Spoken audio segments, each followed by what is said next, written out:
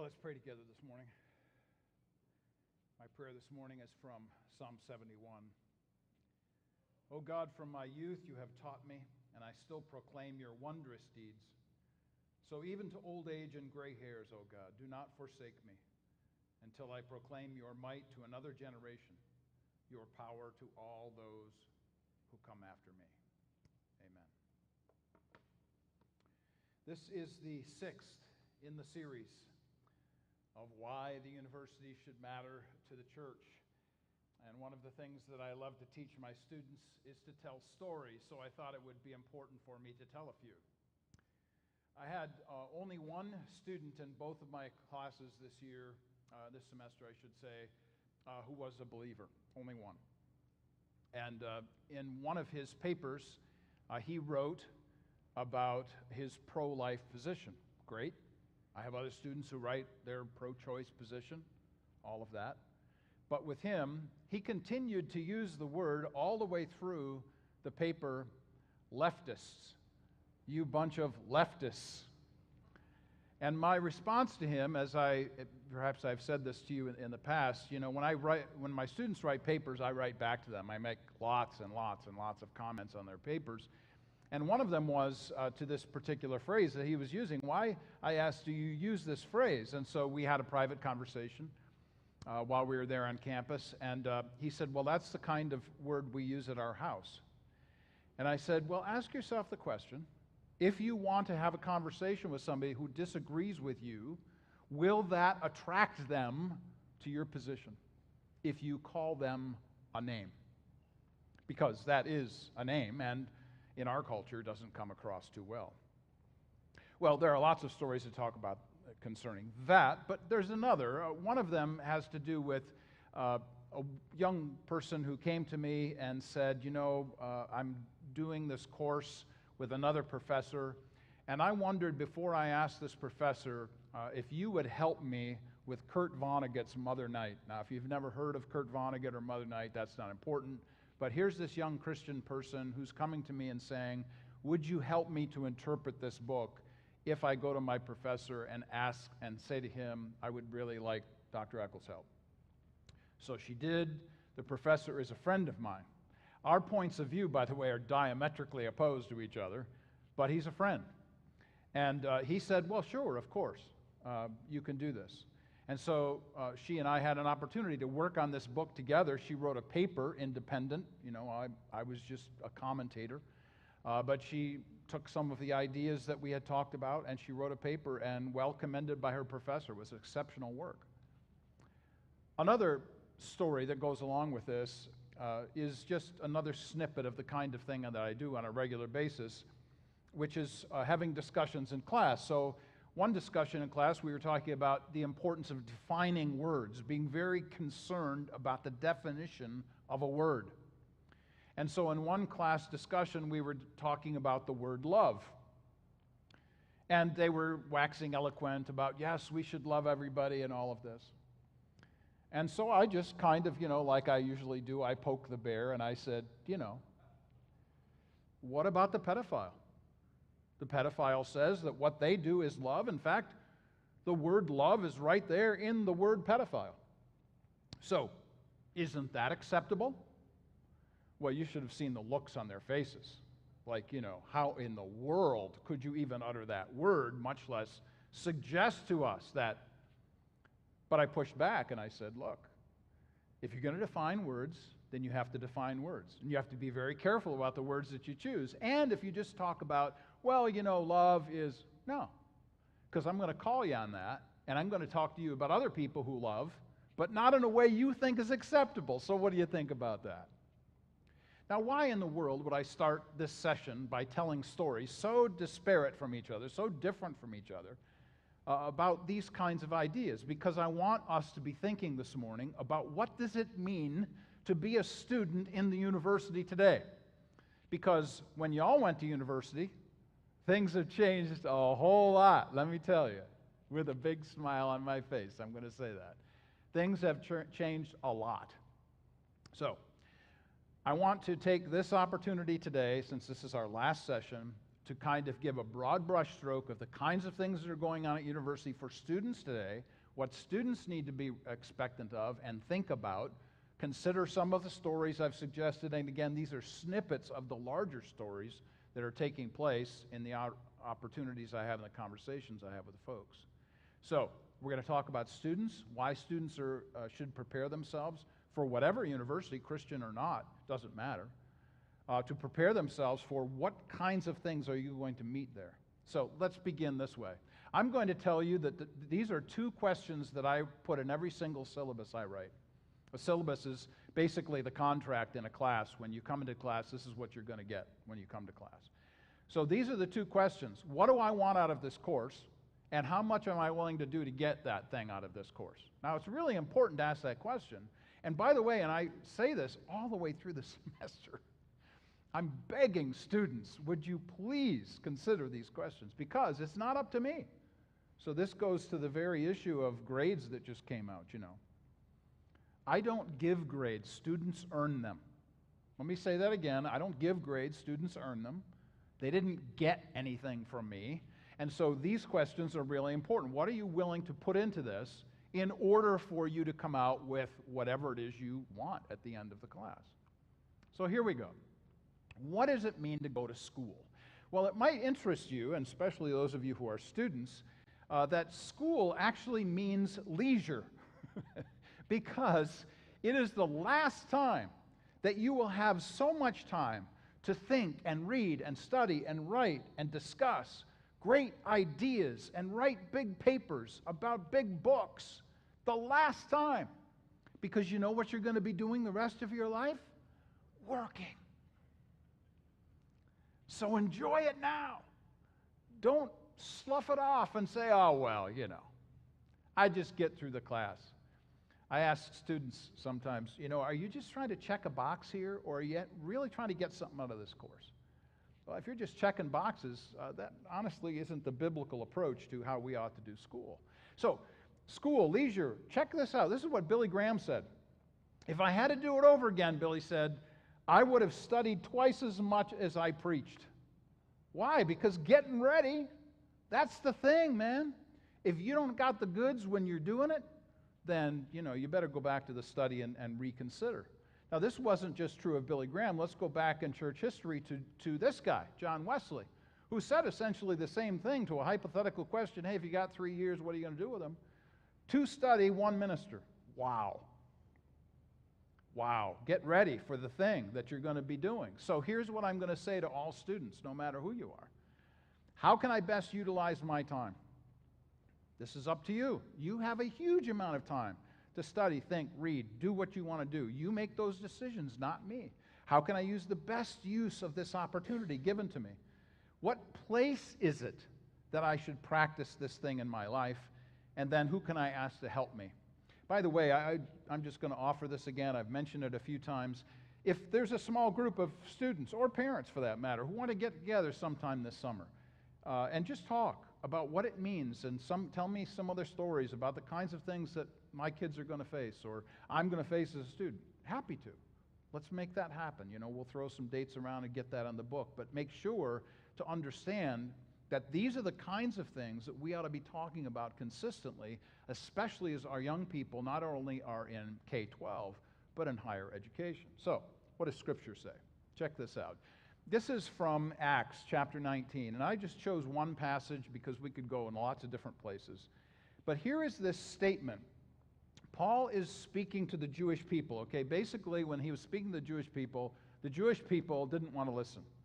So you'll notice that I have this big red arrow. So the first time he talks about reasoning, he's talking about reasoning with Jewish people, okay? God's people, the ones that should have listened.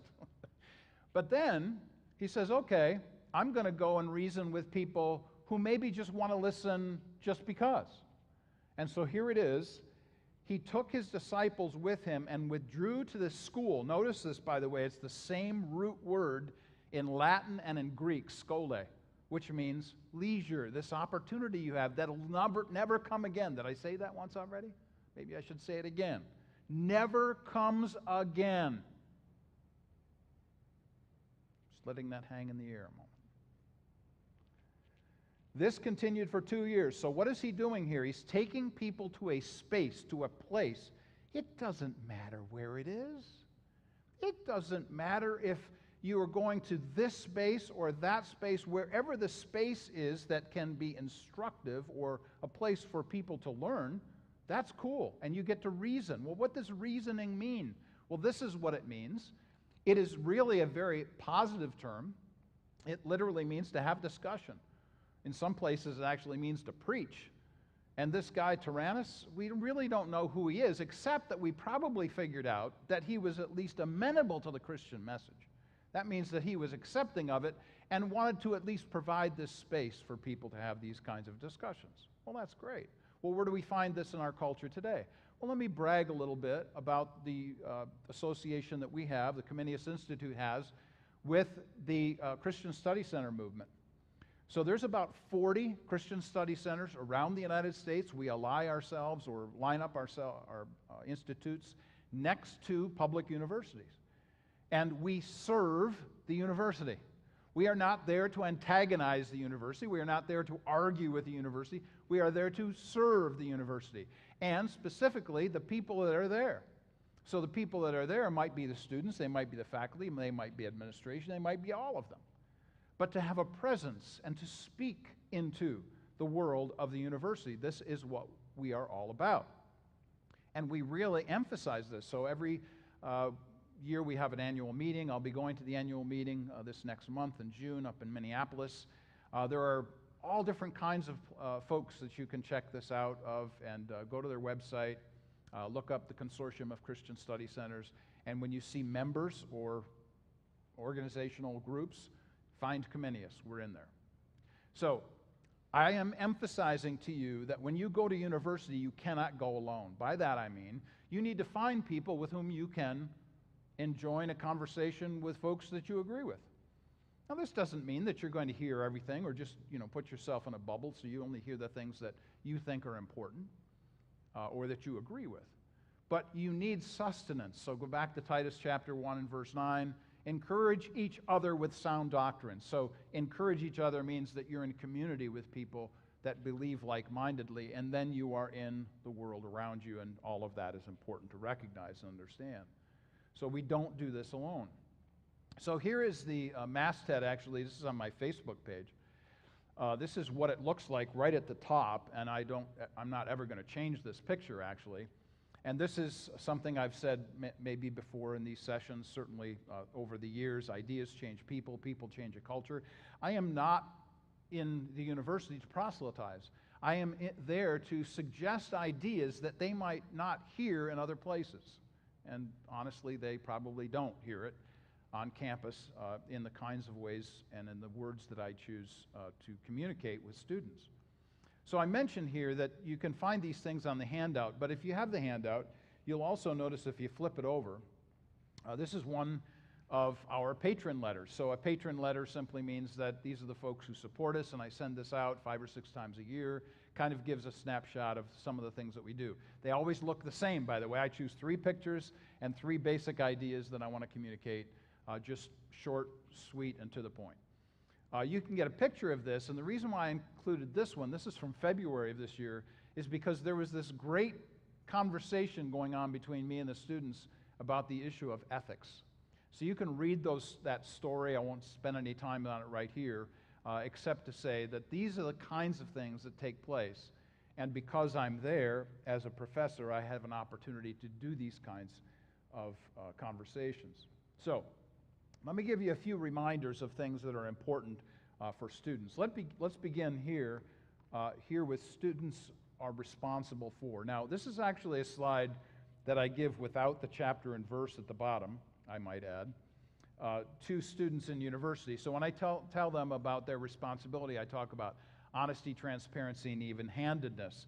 But when I'm talking to you, I'm actually identifying this passage as important because it is. This is 2 Timothy chapter 2 through the midsection of chapter 3. And if you would just skim read these verses and notice some of the words that are used here. What's your responsibility as a student? Here are just some words. Be sober-minded, dignified, self-control. You should be reverent, not slanderers. You should teach what is good. You should be self-controlled, pure, kind. You should be submissive, in this case, actually to faculty. Show yourself in all respects to be a model of good works. Show integrity, dignity, soundness of speech that can't be condemned, so that an opponent may be put to shame, having nothing evil to say about this. I could go on and on and on. These passages, when we read them in Scripture, are not simply to the people of the day. Of course, that's the most important because it was original there. But it is to us, and we apply it in the situation and time and place that we find ourselves in. As students, these are words that should ring true to us, to all of us, no matter who we are, no matter our vocation. But there are just some guidelines for us. How do I manifest myself or live my life on the university campus? Those are just some words. Now, again, this is a reminder, something I've mentioned in the past. Probably the two most important questions that I had to deal with in my PhD studies was, as soon as you asked a question, you have biased your research. Because as soon as you ask the question, you are involving yourself in the research. Let me just say this plainly. No research is pure. No research is pure. Everything is biased in one way or another. And so, because of that, you have to ask the second thing, which is, what am I not hearing? So if you're not hearing certain things, ask that question. Could you be, and here's actually a slide that I give to students in my classes, could you be wrong? Have I looked at all the sides? Am I broad-minded? Do my biases mislead me? Are my sources correct? If I can say that just universally to anybody, I certainly can say it to all of us. Have we asked ourselves those questions? Here's something, though, that I'm not putting out there for public university folks. I would suggest to you, as Simone Weil said in this marvelous essay, if you ever get a chance to check it out on the web, do so, Reflections on the Right Use of School Studies with a View to the Love of God. I mean, what a great title is that for an essay. But this is what she said. Studies are to be sacraments to God. They offer discipline, concentration, in turn enabling the believer to wait attentively on God to speak. And I love this one. Every school exercise is like a sacrament. Now, I know that this isn't something that, we would actually do. But I might suggest that, it might actually be nice to take communion in a biology class. Why? Because what you've just learned in a bio lab is an indication of the glory of God. And why not give praise to Him and thanks for the one who has saved us by His body and blood to actually give credence to my being in a biology lab.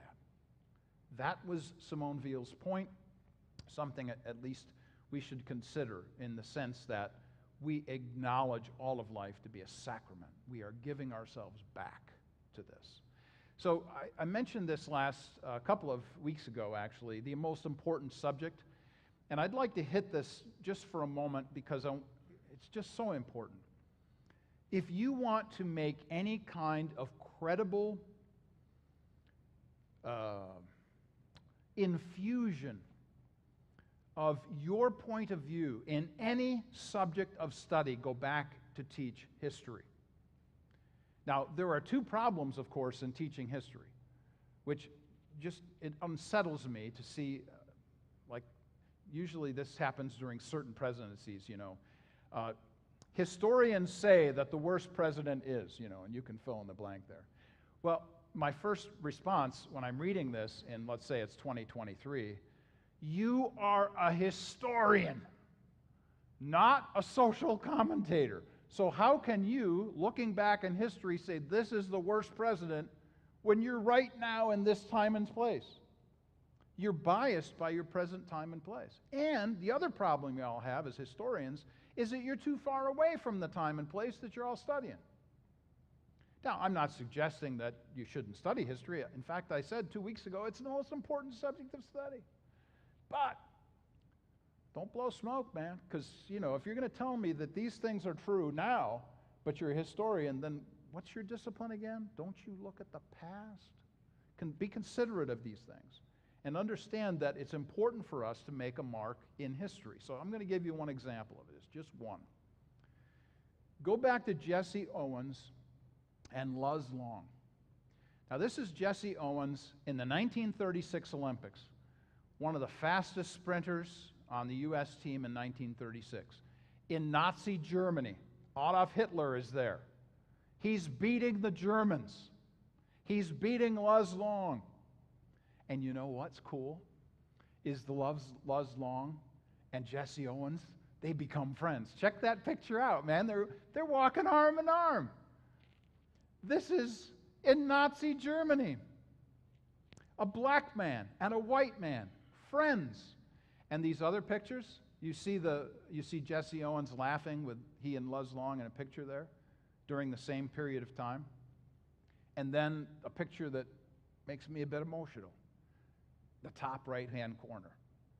This is Jesse Owens talking to Luz Long's son. His son. Because the last thing that Luz Long said to Jesse Owens, in a letter, he said, I want you to take care of my son. So, why am I telling you this? What does this have to do with anything? If you want to make a mark as a student in the university, go back and prove your point in history. Because if you can show it in history, nobody can invalidate that. You can't necessarily do that in the modern culture with the place that you're in right now. But you can go back and say, look at this man, Jesse Owens, and the impact he had as a Christian. And the impact he had later on in politics, by the way. But a black man and a white man together as friends. You can't make that stuff up. So go find history that makes the point that you want to make.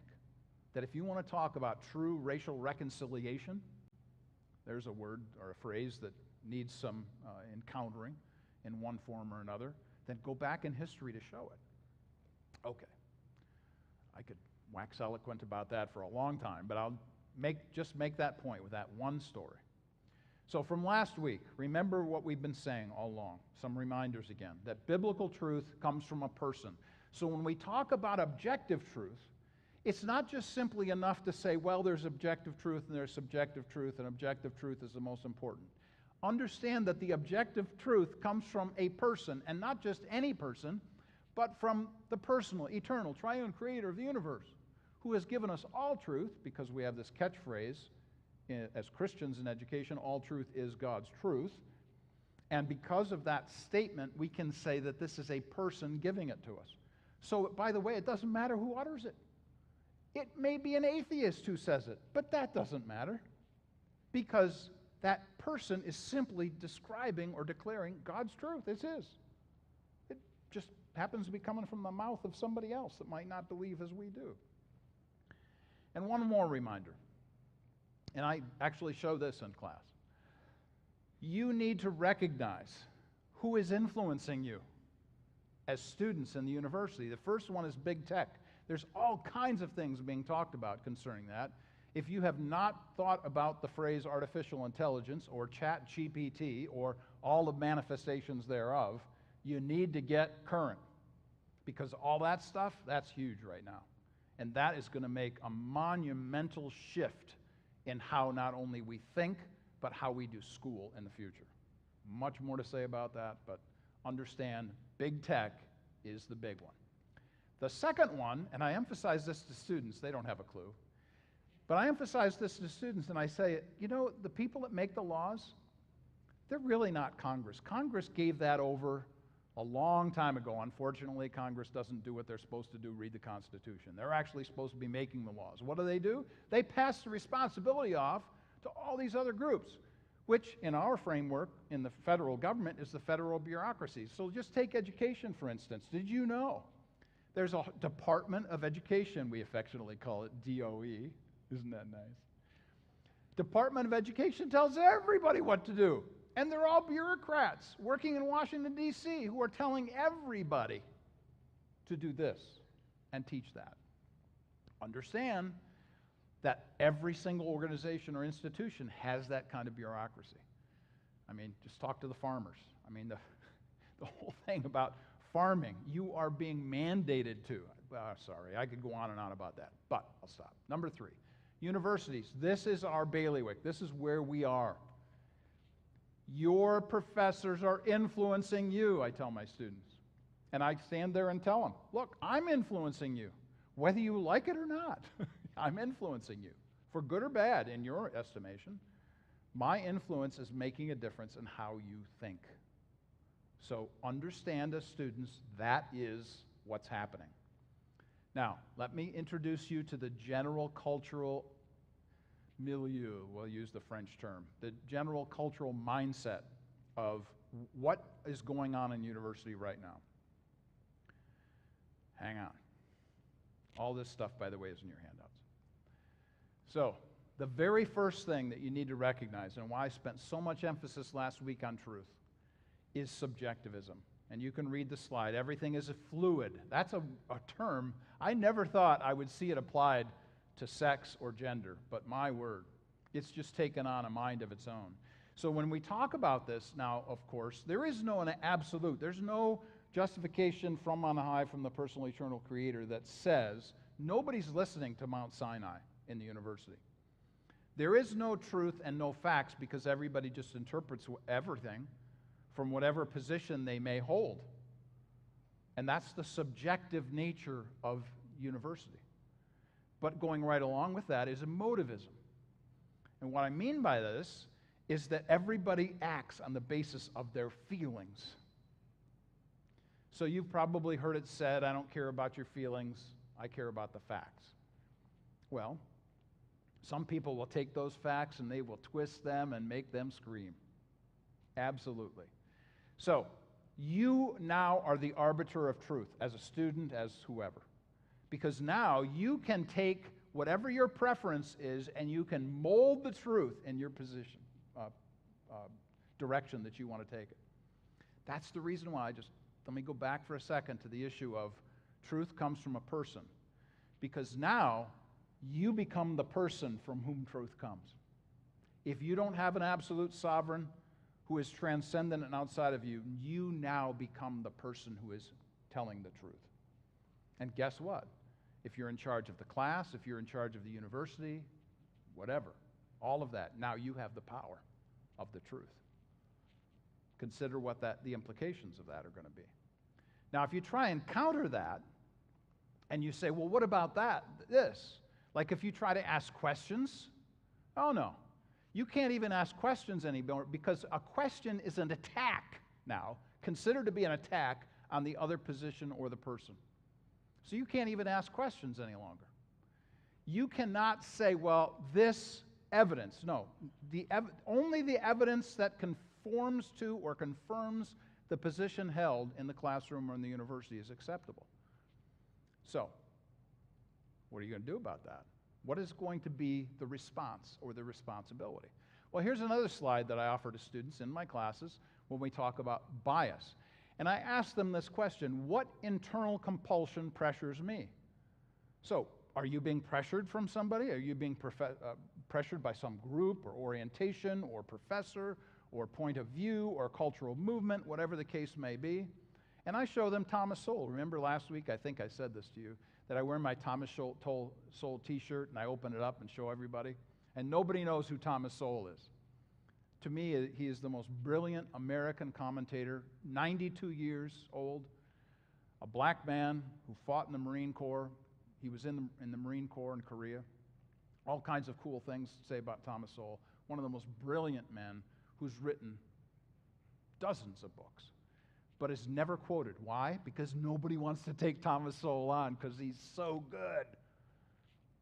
He eviscerates every argument. But I emphasize his point here about bad motives because that's what I want to show my students. If you don't care about the facts, then you really don't care about education.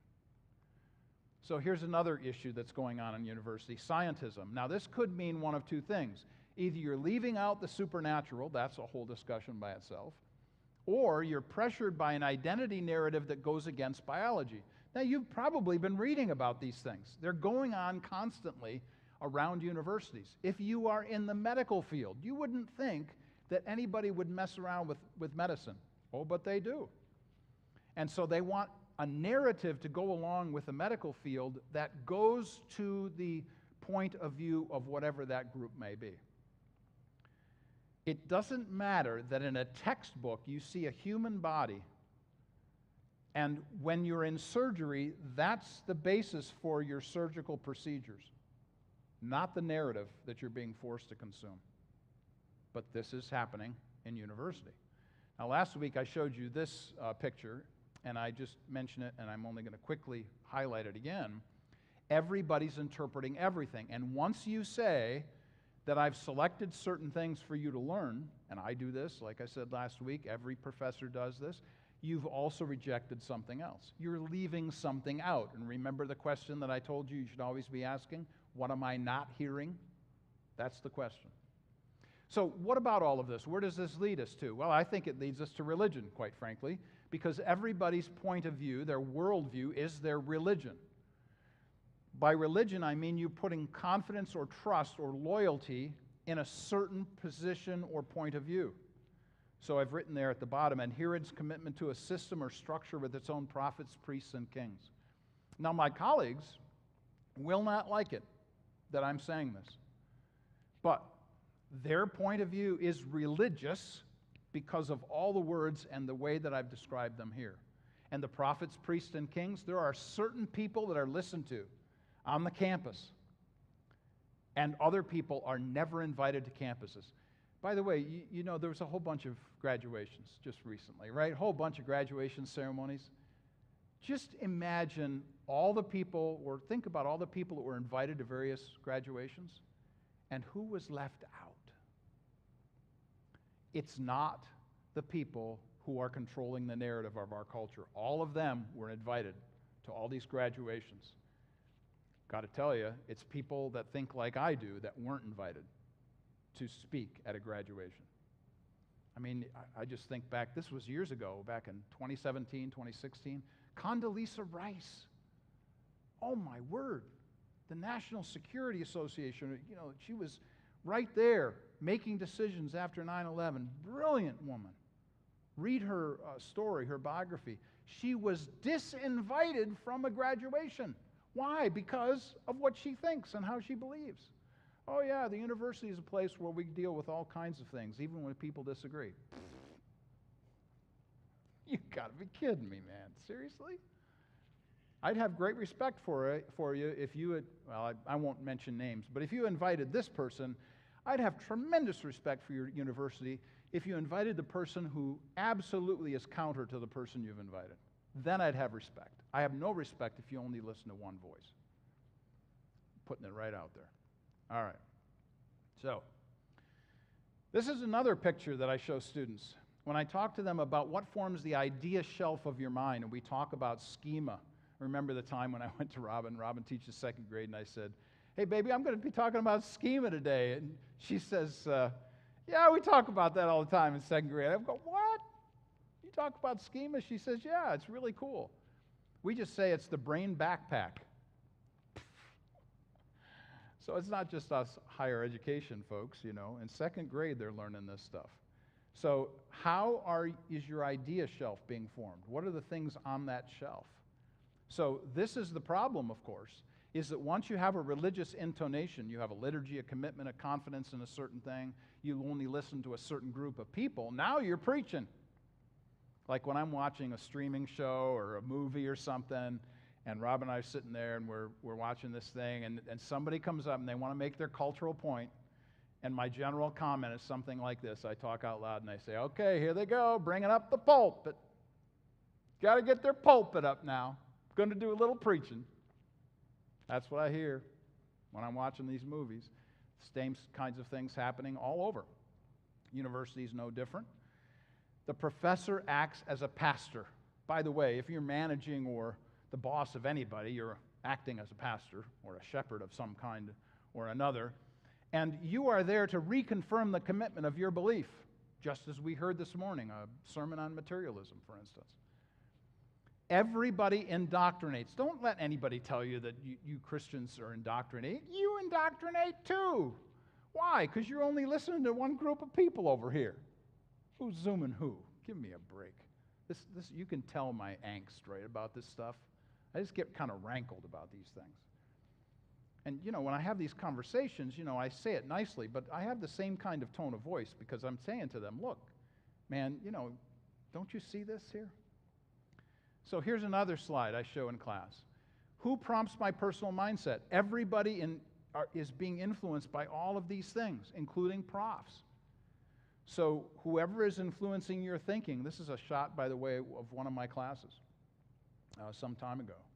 Who influences you? And then ultimately, we have to ask these questions about narrative.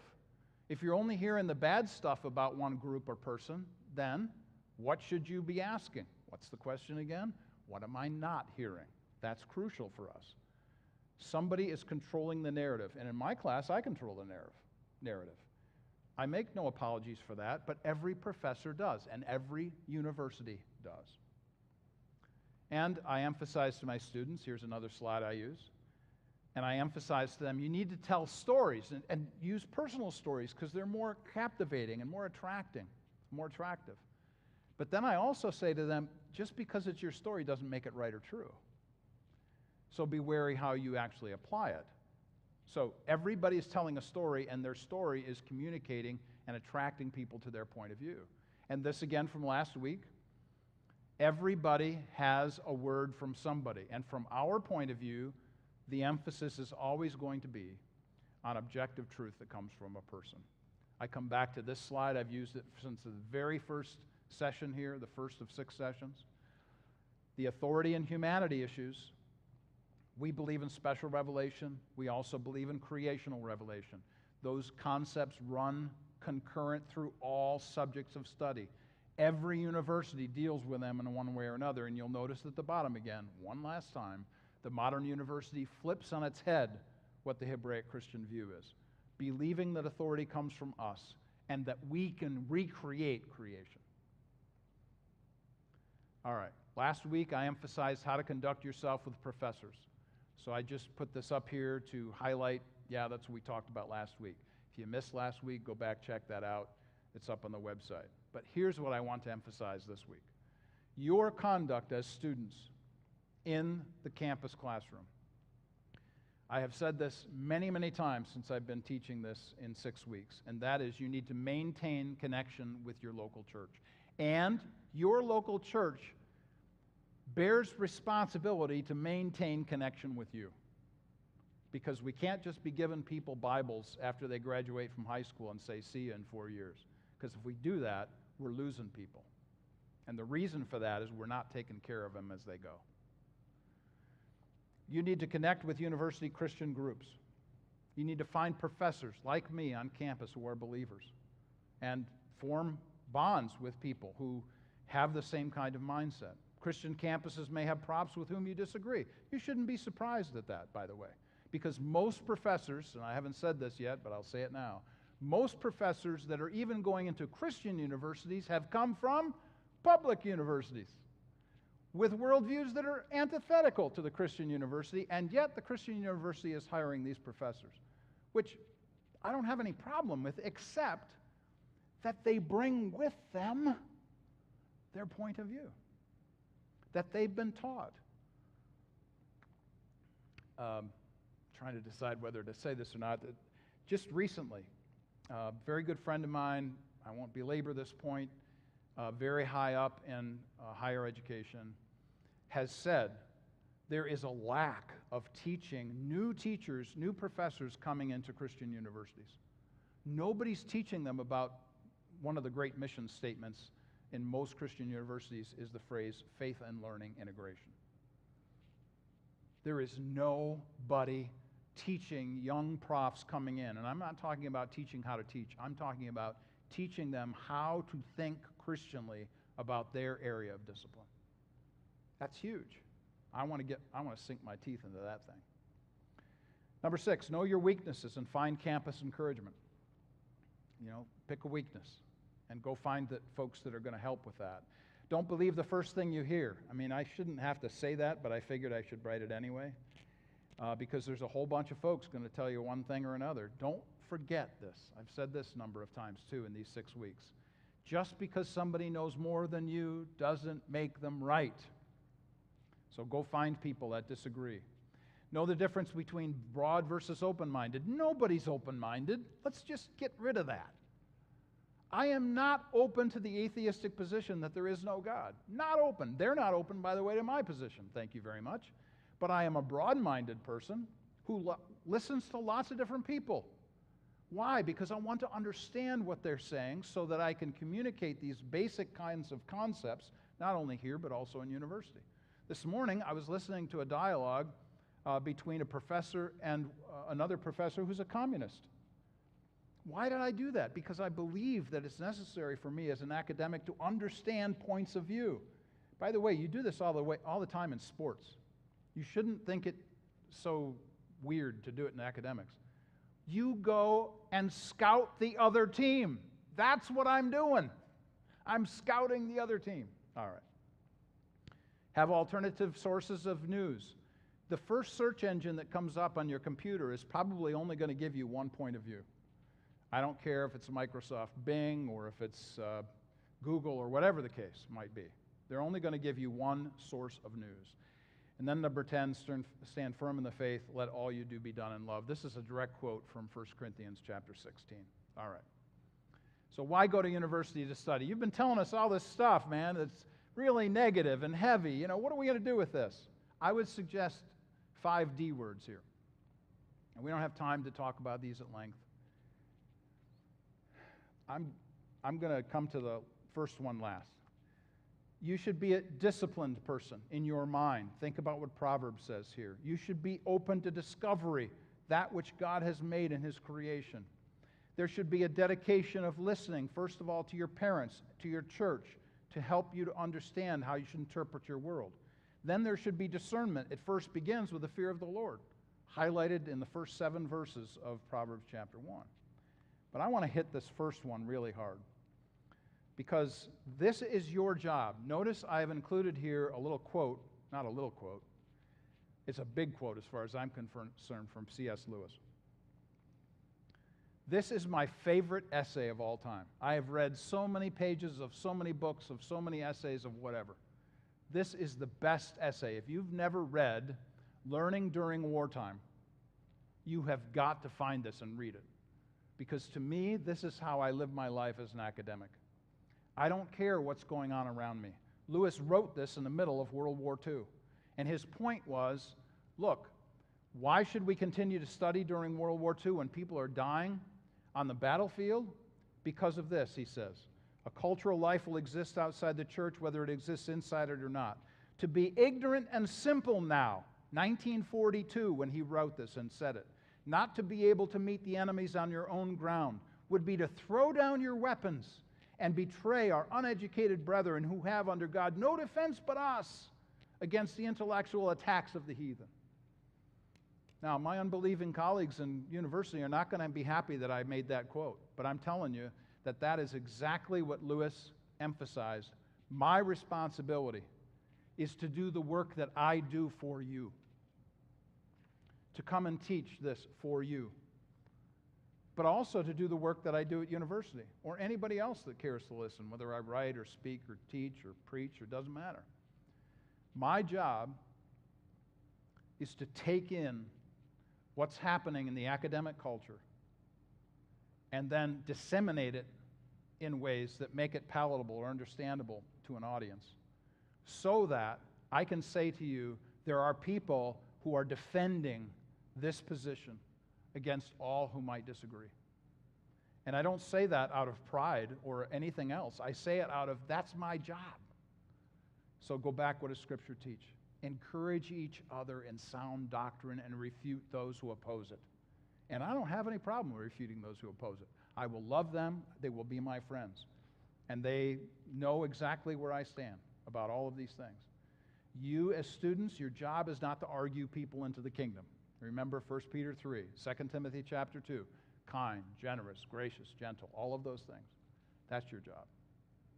But understand that your job is also to equip yourself to understand not only what's happening in the culture around you and the things you're studying in your disciplines, but then to think about those things from a biblical Christian point of view, and then to go and be that person in leadership wherever God might give you in His good providence to have an influence in the culture that you will engage.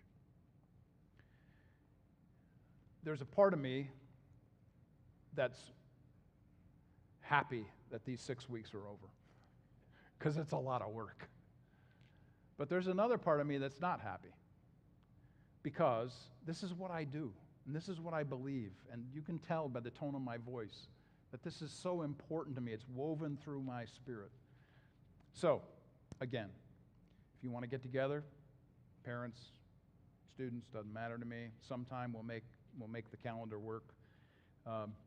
These are things that you need to have encouraging words from other people who have been there and done that, who are doing the things that you're doing right now and struggling with the questions you're struggling with. Happy to interact in any way, anytime, now and into the future. Thank you ever so much for your attendance and for your good hearing. Have a great summer, and have a great understanding of how we should think as Christians about education.